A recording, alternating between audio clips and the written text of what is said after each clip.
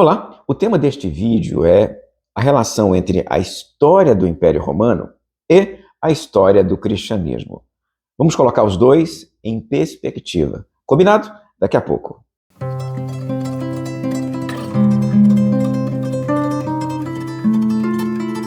Os eventos do início da história do cristianismo se deram num espaço que poderia ser definido como Império Romano. As cidades e espaços relacionados com Jesus e seus discípulos estavam, naquele período, sob o controle de Roma. O mundo mediterrâneo inteiro estava sob este poderio. Roma é um termo que designa uma cidade. Suas origens são ainda alvo de debate entre os estudiosos. Aparentemente, no mesmo período em que os assírios conquistavam o Reino do Norte e destruíam Samaria, um pequeno povoado surgia perto do rio Tibre. Ele começa como uma cidade-estado, com um rei, semelhante a tantas outras cidades-estado daquele período. Não havia muita coisa diferente que distinguisse Roma. A região era estratégica para o comércio entre o interior da Península Itálica e a costa, e isto promoveu o seu crescimento em relação às outras concorrentes da península. Entre 753 e 509 a.C., o povoado cresceu e se transformou numa cidade importante para a região, além de se organizar estruturalmente com calçadas, fortificações, sistema de esgoto e o latim, que funcionava como o idioma corrente. Em 509 a.C., entretanto, grupos patrícios, descontentes com os chefes etruscos que os lideravam, depuseram os governantes daquele período e instituíram um novo sistema de governo que eles chamaram de república. A monarquia desapareceu com a expulsão do último rei etrusco. Tradicionalmente, passou-se a dizer que os romanos nunca mais teriam um rei. Do outro lado do Mediterrâneo, os judeus estavam, neste momento, concluindo a reconstrução do Templo de Jerusalém após o Edito de Ciro, que liberou o retorno dos exilados. Então, no início da República Romana, no mesmo momento em que os judeus estão de volta à sua terra, a sociedade estava dividida em partidos ou grupos sociais. Eram 3 grupos, em linhas gerais. Os patrícios formavam um grupo aristocrático de sangue, cujo poder estava baseado na posse da terra. Os clientes eram servidores ou protegidos dos patrícios, e a plebe, que era o conjunto dos demais habitantes. Esta fase em que os patrícios detinham todos os direitos políticos só mudou depois de quase 2 séculos de lutas entre os patrícios e os plebeus. As mudanças mais significativas se deram quando as atividades comerciais começaram a prosperar em Roma, criando uma distinção social distinta da nobreza de sangue e da terra. A distinção agora era pela riqueza, o que de certa maneira contribuiu para minar o poder da aristocracia. A forma com que o governo era exercido na República era por meio de magistraturas. Os principais magistrados eram o cônsul, em número de 2, eram 2 cônsuls, eram os mais poderosos magistrados. Eles detinham o poder militar e civil. E o Senado, que era um colégio, um colegiado de anciãos. A maioria destes magistrados exercia o seu cargo por um ano apenas, com exceção, evidentemente, do Senado, cujo cargo era vitalício. A força dos senadores poderia ser ilustrada com a conhecida sigla utilizada em espaços públicos, SPQR, que quer dizer Senatus Populusque Romantis, cuja tradução é o Senado e o povo de Roma. Era importante ser cidadão nesta cidade. Eram eles reunidos em assembleias populares que votavam nos cargos públicos. Um ex-escravo, então chamado de liberto, poderia até ser um cidadão e o filho dele detinha todos os direitos políticos. A cidadania também poderia ser estendida aos aliados de outras cidades, a comunidades inteiras. Isso fez com que os romanos passassem a ser cada vez mais numerosos no mundo mediterrâneo. Roma já era uma cidade importante no tempo dos reis etruscos. Com a República, ela iniciou então uma fase contínua de expansão para fora do seu espaço inicial.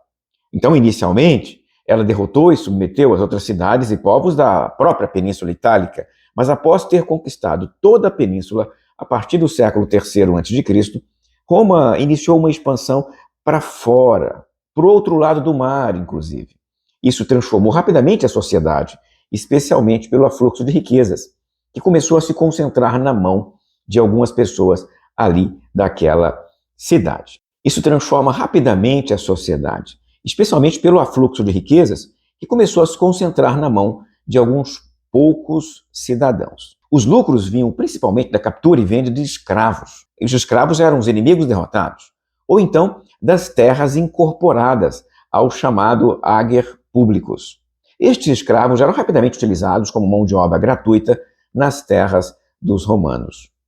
O exército, no período que vai até as reformas do general Mário, em 111 a.C., era composto por todos os cidadãos a partir do número de recrutados pelo Senado. Então não era um exército permanente, porque a guerra acontecia geralmente no verão. Como a participação era obrigatória, os campos dos camponeses recrutados costumavam ficar abandonados durante os conflitos, que já eram cada vez mais frequentes. Isso trouxe prejuízos à economia e acabou levando a uma mudança, a mudança que provocou o surgimento da Legião Romana, que era uma unidade militar composta de aproximadamente 3.000 soldados de infantaria, 1.200 homens de assalto e 300 cavaleiros.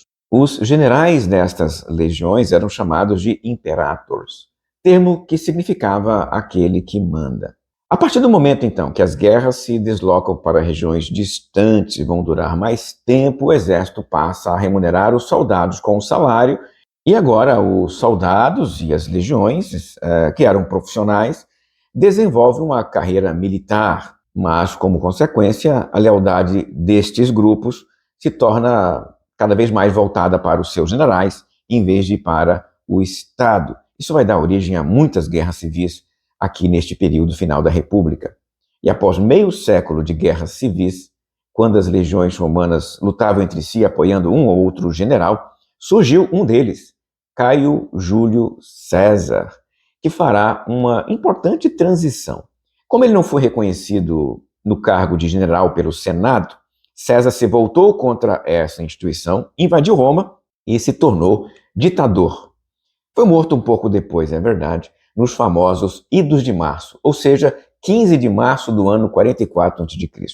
Mas o que mais nos interessa aqui é que o sobrinho dele, Otávio, herdou os seus direitos políticos e assim, em 31 a.C., após vencer outros adversários, ele passou a ser chamado de príncipes, dando origem ao principado, um novo regime político que, apesar de tentar dar sequência ao regime anterior, era, na prática, novo. Ele recebeu também o título de Imperator e Augustus.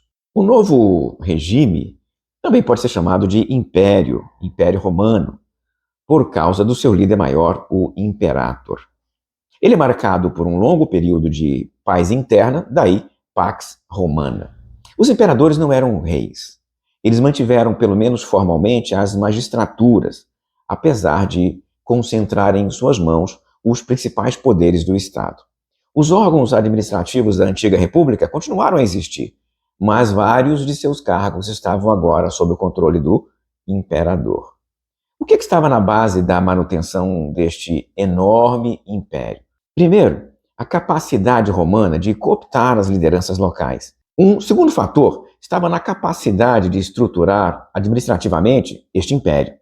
As regiões não eram administradas todas do mesmo jeito, nem tinham todas o mesmo status. Nos primeiros tempos, a forma de incorporação do Estado romano era por meio de tratados com outros povos, principalmente ali na Península Itálica, ou então por meio de assentamentos de colônias de soldados nos territórios conquistados. Mas à medida que os povos eram subjugados, recebiam outros tratamentos por parte de Roma, em função da forma como se deu a subjugação destes povos. Após o século III a.C., com a expansão para fora da Itália, começaram a ser criadas as províncias. Eram de dois tipos: as províncias senatoriais, administradas pelo Senado, que indicava para essas províncias os governadores, e nelas não havia tropas imperiais.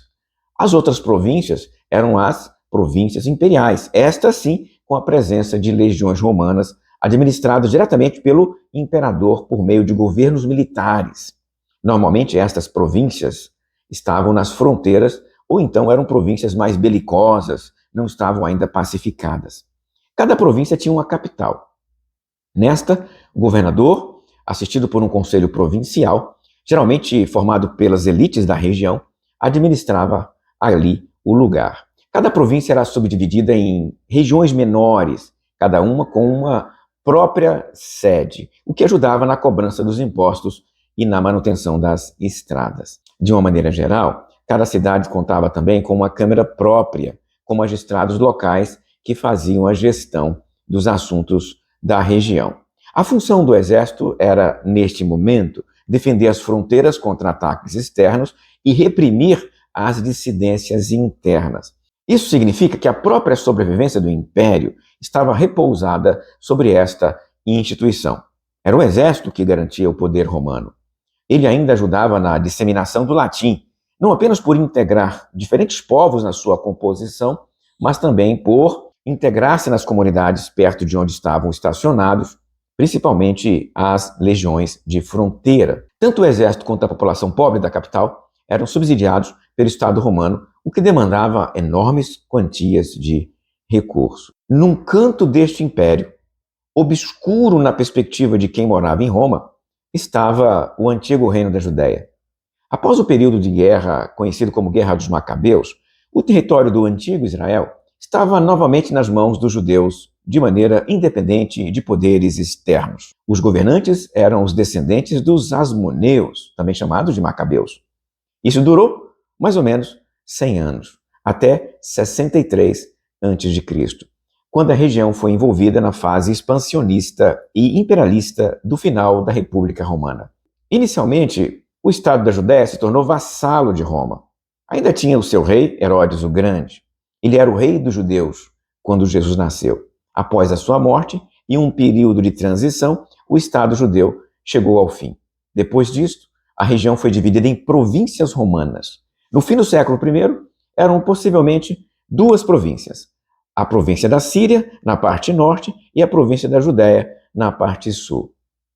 Antioquia da Síria, cidade de onde partiu Paulo e Barnabé, era a capital da província da Síria.